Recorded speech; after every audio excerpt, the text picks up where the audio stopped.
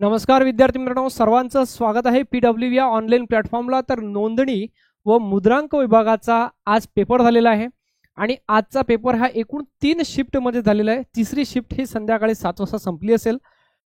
आता महत्त्वाची गोष्ट म्हणजेच काय, आज first shift, second shift, third shift जे काही प्रश्न आपल्याला भेटले त्या प्रश्नांचा आपण इथं नेमकं त्या प्रश्नाचे उत्तर जाणून घेण्याचा प्रयत्न करू आणि तुमच्यापर्यंत जे काही प्रश्न पोहोचले असतील ते कृपया कमेंट बॉक्समध्ये कमेंट्स करा, म्हणजे तुमच्या माध्यमातून दुसऱ्या पोरांना सुद्धा माहीत पडेल.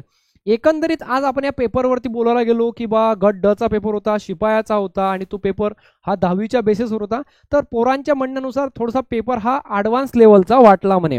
बाकी एकंदरीत ॲडव्हान्स लेवलचा पेपर वाटायला एक कारण असं होतं की बुद्धिमत्तेला टाइम पुरत नाही. कारण की बुद्धिमत्तेमध्ये इथं तुम्हाला 4 ब्लॉकमध्ये पेपर आहे. म्हणजे पहिला ब्लॉक तुम्हाला इंग्रजीचा सॉल्व्ह करायचा 25 प्रश्न 30 मिनिट. दुसरा ब्लॉक असणार आहे तुम्हाला मराठी व्याकरणाचा 25 प्रश्न 30 मिनिट, म्हणजे 25 प्रश्नामध्ये. पण हे आपण सामान्य ज्ञानपर्यंत ठीक आहे, पण ज्या वेळेस 25 प्रश्न हे 30 मिनिटात बुद्धिमत्तेचे सॉल्व्ह करतो त्यावेळेस मात्र आपले धाबे दण आणू शकतात, कारण की त्यामध्ये ते प्रश्नाची लेंथ ही खूप मोठी आहे आणि ते प्रश्न लवकर निघत नाही. अशा वेळेस तुम्हाला एकच माझं सांगणं आहे, जेवढे प्रश्न तुम्हाला म्हणजे कसं आहे 25 पैकी 25 प्रश्न तर काही कठीण राहणार नाही. 25 पैकी तुम्हाला साधारणतः 15 प्रश्न तर सोपेच राहील. ते 15 प्रश्न ट्राय करा, तुमचे 10 मिनिटात झाले पाहिजे. 15 प्रश्न ते 10 मिनिटात झाले पाहिजे. उरलेले जे तुम्हाला 20 मिनिटं आहे त्याच्यासाठी आपण 20 मिनिटं जे काही उरलेले मिनिट आहे ते त्यासाठी जास्त ठेवू, कारण की ते सिटिंग अरेंजमेंट असणार आहे, त्यानंतर डायरेक्शन असणार आहे, त्यानंतर फ्लोअर टेस्ट असणार आहे. ज्या काही गोष्टी आहेत टफ आल्या त्याला वेळ जातो, त्यासाठी रिझर्व टाईम आपल्याला सगळ्यात बेस्ट पर्याय असू शकतो. आता आपण जाऊया प्रश्न कोणते आले ते. तर पहा, मला जसं प्रश्न माहीत पडले तुम्ही सुद्धा कमेंट बॉक्समध्ये प्रश्न टाकू शकता नोंदणी व मुद्रांक शुल्क विभागाचे. ठीक आहे. सगळ्यात पहिले माझे मित्रांनो पझल आले म्हणते 5 प्रश्न. ठीक आहे. पझल टेस्टचे एकूण 5 प्रश्न होते म्हणते. ठीक आहे. यानंतर माझ्या मित्रांनो दिशावर आधारित, ठीक आहे, मी हा प्रश्न घेतला, आपल्या सेशन अवेलेबल आहेत. दिशावर आधारित सुद्धा 5 प्रश्न होते म्हणते. पहा, दिशावर आधारित सुद्धा 5 प्रश्न. आता पोरांच्या सांगण्यामध्ये आपल्या ऐकण्यामध्ये सुद्धा फरक पडू शकतो. ज्याने एक्झाम दिलेली असते तर त्याने 3 शिफ्टमध्ये एक्झाम दिली असते, त्याला तिथं होऊ शकते 2च प्रश्न अवेलेबल होऊन जाईल. त्यानंतर नंबर सिरीज, नंबर सिरीजच्या संदर्भात सुद्धा प्रश्न होते म्हणते. नंबर सिरीज मध्ये सुद्धा त्यानंतर अल्फा न्यूमरिक सिरीज आणि कोडिंग डिकोडिंगच्या संदर्भात प्रश्न सांगितले. सांकेतिक भाषा,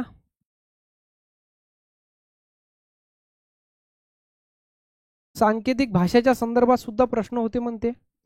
यानंतर प्रश्न पहा आणखी कशावर आले. यानंतर प्रश्न आलेले आहेत माझे मित्रांनो जीकेच्या संदर्भात, आपण नंतर जाऊया. त्यानंतर पॅसेज इंग्रजी, हे झालं बुद्धिमत्तेचं गणित. मग आपण प्रश्न पाहू, त्याचे उत्तर पाहू. ठीक आहे, हे बुद्धिमत्तेचं झालं एकंदरीत. आणखी प्रश्न आले होते बुद्धिमत्तेमध्ये. यानंतर इंग्लिशमध्ये काय आलं होतं.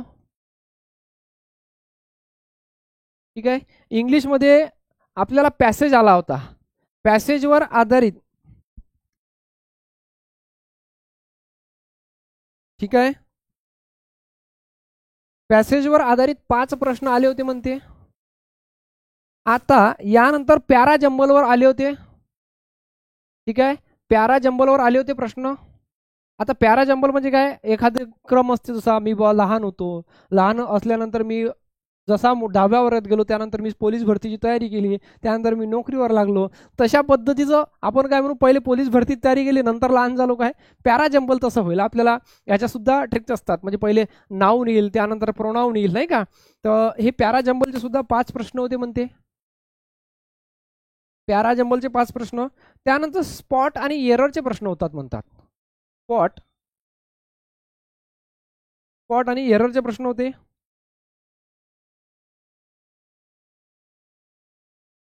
स्पॉट एररचे प्रश्न होते आणि एक प्रश्न आले होते म्हणते आणि fill in the blank.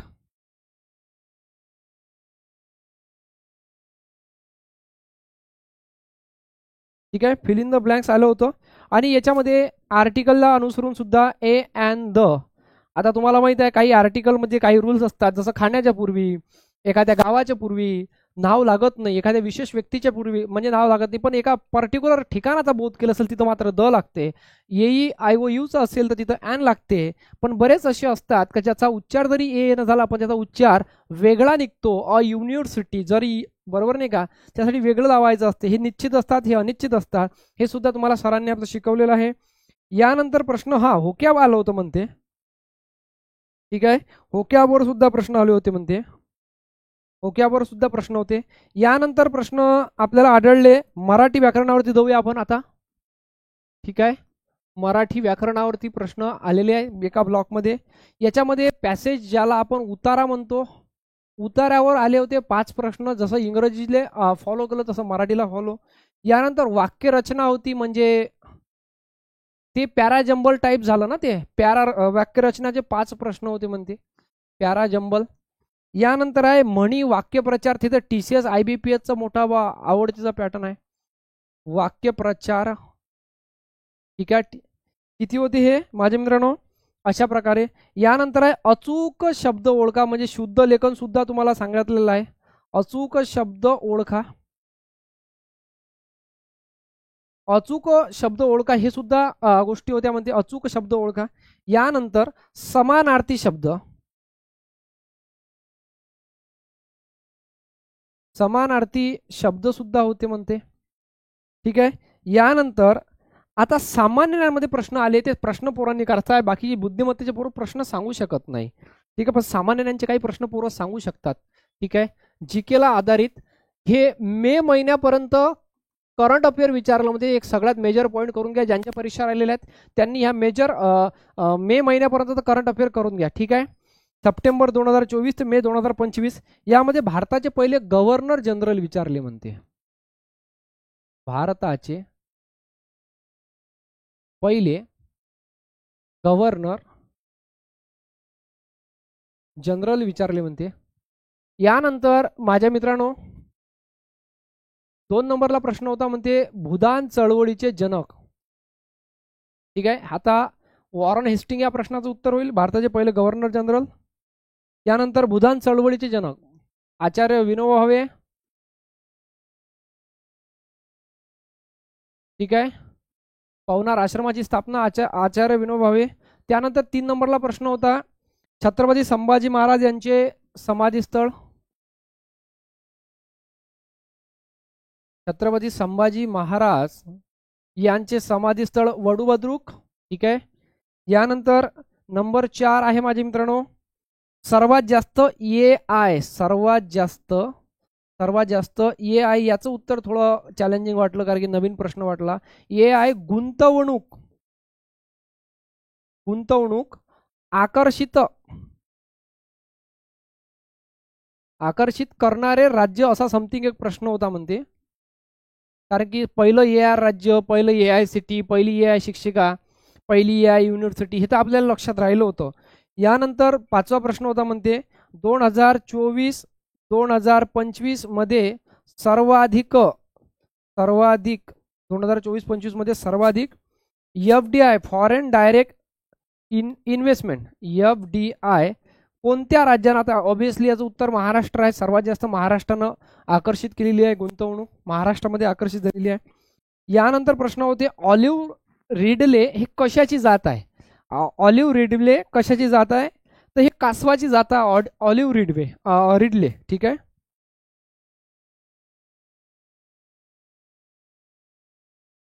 Olive Ridley हे कशाची जात आहे असा एक प्रश्न होता. आता मला असं वाटतं हा प्रश्न एका पोरानं अधिक मला असं सांगितला हा कोणत्या राज्यात आहे, कोणत्या राज्यात आढळतो. नागालँड आहे की गोवा आहे. ठीक आहे, सांगा राज्य. यानंतर आणखी एक प्रश्न होता म्हणते माझे मित्रांनो कर्कवृत्त कोणत्या राज्यातून जात नाही. आता कर्कवृत्त तुम्हाला माहिती आहे गुजरात, राजस्थान, गुरा मध्य प्रदेश, छत्तीसगड, गुरामध्ये छत्तीस, झारीबंग झारखंड, झारीबंग बंगाल. ठीक आहे, बंग, मिझोराम, त्रिपुरारी. ठीक आहे, या राज्यातून जातो. म्हणजे एकूण 8 राज्यातून 1 2 3 4 5 6 7 8 गुरामध्ये 36, झारीबंग, मिझो, त्रिपुरारी हा क्रम आहे बरं त्या कर्कवृत्ताचा. यानंतर या राज्यातून जातो. त्यानंतर अकबरनामा कोणाचा आहे तर अबू फजल यांचा आहे. अकबरनामा कोणाचा आहे, कोणाचा आहे तर अबू फजल आहे. आणखी प्रश्न तुम्हाला असेल तर सांगू शकता, तुमच्या लक्षात असेल तर. यानंतर काझीरंगा राष्ट्रीय उद्यान, काझीरंगा काझीरंगा राष्ट्रीय उद्यान, काझीरंगा राष्ट्रीय उद्यान जोरहाट आसामला आहे रे. जोरहाट आसामला आहे. आणि हे कशासाठी प्रसिद्ध आहे, एकशिंगी गेंड्यासाठी प्रसिद्ध आहे. कशासाठी प्रसिद्ध आहे, एकशिंगी गेंड्यासाठी प्रसिद्ध आहे. यानंतर प्रश्न आणखी कोणते विचारलेले आहेत. पुणे जिल्ह्यात किती तालुके, आता मला इतकं सांगा, हा तालुक्यावर आधारित लक्ष ठेवजा. पुणे जिल्ह्यामध्ये किती तालुके आहे, पुणे जिल्ह्यात 14 तालुके आहे. पुणे जिल्ह्यात किती, 14 तालुके आहेत. असाही प्रश्न विचारला होता म्हणते एक. आता पुणे जिल्ह्यामध्ये 14 तालुके आहे, तर आपल्या एक अमरावती, दुसरा नागपूर, तिसरा माझे मित्रांनो अहिल्यानगर आणि एक पुणे. या जिल्ह्यामध्ये इक्वल तालुका आहे, ते म्हणजे 14. आता होऊ शकते तुम्हाला सर्वात जास्त तालुक्याचा उद्याच्या शिपले प्रश्न पडू शकते. यवतमाळ नांदेड 16 लावजा, ठीक आहे. चंद्रपूरले 15 तालुके आहे, बुलढाणा एकमेव 13 तालुके आहे, असाही प्रश्न विचारला जाऊ शकते. धुळेमध्ये 6 तालुके आहे, असाही प्रश्न विचारला जाऊ शकते, ठीक आहे. यानंतर महाराष्ट्राची नदी प्रणालीच्या संदर्भात प्रश्न होता म्हणते. महाराष्ट्राची नदी प्रणाली, महाराष्ट्राच्या नदी प्रणाली होत्या. आता याच्या नदी प्रणालीमध्ये सांगितलं असेल तर 49% तुम्हाला माहिती आहे आपल्या गोदानं क्षेत्रफळ व्यापलेलं गोदावरीनं. हिचा उगम त्र्यंबकेश्वर नाशिक इथे होतो आणि महाराष्ट्रात सर्वाधिक 668 किलोमीटरची आहे. महाराष्ट्राचा 49% क्षेत्रफळ व्यापलेलं आहे. आता नदी प्रणालीवर प्रश्न कोणता आला नेमकं हे कन्फर्म नाही, पण मी सांगतो तुम्हाला गोभी कृतान म्हणजे काय, गोदावरी, भीमा, कृष्णा, तापी, नर्मदा अशा प्रकारे नद्यांचे खोरे लक्षात ठेवता. महाराष्ट्रात तुम्हाला विचारला जाऊ शकते. सर्वात लहान खोरं नर्मदेचं आहे, त्याच्यावरती याचं आहे तापीचं. तापीची महाराष्ट्रात लांबी किती आहे रे, तापीची महाराष्ट्रात 208 किलोमीटर लांबी आहे. नर्मदेची फक्त 54 आहे. यानंतर गोदावरीची 668 आहे, भीमेची 451 आहे, कृष्णेची 282 हे कृष्णा नदीची लांबी आहे, बरोबर नाही का. यानंतर पुढचा प्रश्न विचारला होता माझ्या मित्रांनो,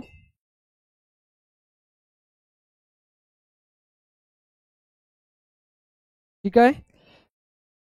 महाराष्ट्राचे राष्ट्रीय आणीबाणीच्या संदर्भात प्रश्न विचारला. म्हणजे आता आणीबाणी कोण जाहीर करतो तुम्हाला माहित आहे, आणीबाणी कोण जाहीर करतो, आणीबाणी कोण जाहीर करतो, राष्ट्रपती जाहीर करत असतो.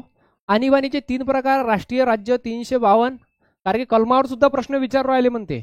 356 राज्य आणीबाणी, आणि हे झालं माझ्या मित्रांनो, हे राष्ट्रपती राजवट झालं, ही राष्ट्रीय आणीबाणी झाली, आणि हे आर्थिक आणीबाणी झाली, ठीक आहे. ही आजपर्यंत भारतावर लागलेली नाही आहे. 356 सगळ्यात जास्त लागलेली आहे पंजाबमध्ये, ठीक आहे. याचबरोबर 352 सुद्धा 3दा लागलेली आहे, 1962, 1965 आणि 1975 साली लागली होती, लक्षात ठेवजा. तर राष्ट्रीय आणीबाणीच्या संदर्भात आणखी प्रश्न विचारला. महाधिवक्त्याच्या संदर्भात प्रश्न विचारला होता म्हणते. महाधिवक्ताच्या संदर्भात प्रश्न कलम 165 आहे. आता कोणता प्रश्न नेमकं विचारला हे तर आपल्याला कन्फर्म नाही. याची निवड राज्यपाल करतात आणि यांना पदाची सिक्युरिटी नसते. राज्यपाल त्यांना कधीही पदावरून वापस बोलवू शकतात. याचबरोबर त्यांचं कलम 165 आहे. महाधिवक्ता हे राष्ट्रपतीच्या मर्जीनुसार पद धारण करतात, ठीक आहे. यानंतर आणखी प्रश्न कलमावर विचारला. धर्म, वंश, जात, लिंग भेदभाव अमान्य. आपण 14वे कलम काय, समानता आहे, ठीक आहे. प्रश्न विचारण्यात आले म्हणते. 15 आहे धर्म, वंश, जात, लिंग आणि भेदभाव अमान्य, अशा प्रश्न 15 नंबरची कलम आहे. 16 नंबर आहे कलम काय माझे मित्रांनो, समान संधी, ठीक आहे, समान संधी. 17 कलम आहे अस्पृश्यता. 18 आहे पदव्याची समाप्ती, ठीक आहे. त्याला और दिलेला आहे भारतरत्न, ठीक आहे, अशा सरकारी पदव्या. तर हे पदव्यांची समाप्ती हे सुद्धा कलम 18 मध्ये उल्लेख आहे. आता या कलमाच्या संदर्भात लक्षात ठेवा, होऊ शकते राष्ट्रपतीची कलम विचारेल, उपराष्ट्रपतीची कलम विचारेल, होऊ शकते पंतप्रधानाची कलम विचारेल, पंतप्रधानाची मंत्रिमंडळाची कलम विचारेल, राष्ट्रपती बंधनकारक असतो सल्ला, त्यानंतर उच्च न्यायालयाची कलम विचारेल, सर्वोच्च न्यायालयाची कलम 124, त्याच्या ठीक अपोजिट 214 कलम आहे. म्हणजेच काय करायचं, इकडं करायचं, फक्त चार्जच्या तसा ठेवायचा. सर्वोच्च न्यायालय, उच्च न्यायालय. होऊ शकते संसदेची कलम विचारेल, 79 संसद, ठीक आहे, त्यानंतर 80 असेल राज्यसभा, 81 असेल लोकसभा. हे लक्षात ठेवता, ह्या कलमा सुद्धा तेवढ्याच महत्वाच्या तुमच्यासाठी असणार आहे. ठीक आहे, तर आशा करतो आणखी काही प्रश्न असतील तुम्ही कमेंट बॉक्समध्ये कमेंट्स करा आणि नक्की मी आपल्याला याच्या संदर्भात आणखी प्रश्न घेऊन येणार आहे. ओके, चलो, जय हिंद. पेपर इझी टू मॉडरेट होता आणि बुद्धिमत्तेला वेळ पुरला नाही, त्यासाठी मी तुम्हाला सगळ्यात बेस्ट पर्याय सांगितला की जेवढे प्रश्न सोपे आहेत त्याला पहिल्या 10 मिनिटात सॉल्व्ह करा. उरलेले प्रश्न असेल काही 25 पैकी 25 प्रश्न तर काही कठीण नसेल, 15 प्रश्न हँडल होत असेल तर पहिल्या 10 मिनिटात करा. उरलेले जे 20 मिनिटं आहेत त्याच्यासाठी आपल्याला 15 प्रश्न आहेत, प्रत्येक प्रश्नाला ईच क्वेश्चन 2 मिनिट्स येऊ राहिला. चला, ओके, चलो, जय हिंद.